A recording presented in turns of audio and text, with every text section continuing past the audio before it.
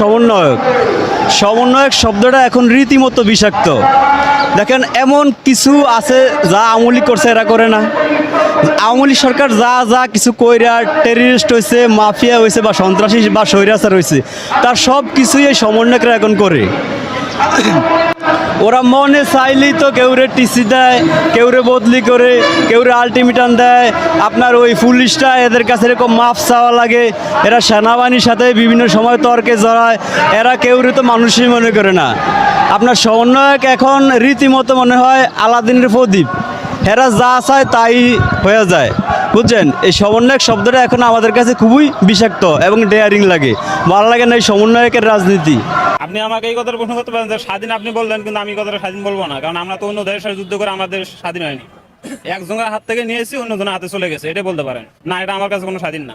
এটা এর মতো যেটা গণতন্ত্রের বিষয়, যাদের ক্ষমতার আসার ইচ্ছা ছিল তারা হয়তো ওনাকে সরাইতে আরেকজনের আসার চিন্তা ভাবনা করতেছে, কিন্তু এটা স্বাধীন কখনো হয় না। এটা তো আমি বললাম যে এটা আমি বলবো না যে আমাদের বাংলাদেশ স্বাধীন হয়েছে। এটা ক্ষমতার লোভে একজনকে সরিয়ে আরেকজনকে বসাইতেছে। এর একবার হয়েছে, এটা গল্প শুনেছি 71 সালে স্বাধীন হয়েছে বাংলাদেশ। হ্যাঁ, এটা তো বললাম যে 24 এটা আমি স্বাধীনতা কখনো দিব, কারণ এটা অন্য দেশের সাথে আমরা যুদ্ধ করি নাই। আমি কেমনে বলবো এটা বাংলাদেশ স্বাধীন হয়েছে? এখন এটা বিষয় হচ্ছে, যেমন আগে সরকার ছিল, যে শোনা যাইতেছে আগে সরকার নাকি অনেক দুর্নীতি ছিল। দুর্নীতির কারণে ও সরকারকে সরিয়ে মনে করেন একটা অবতরণ সরকার বসে গেছে, তত্ত্বাবধায়ক সরকার, যে ওনার থেকে ইনিও ভালো চালাইতে পারবে এই আশা কিন্তু উনি বসে গেছে। কিন্তু এখন যেটা দেখা যাইতেছে যে ডক্টর ইউনূসও পারতেছে না। দেশ আগের থেকে অনেক পিছিয়ে গেছে। যা মনে করেন আগে আমরা যে ইনকাম করতাম সেই ইনকাম এখন করতে পারি না।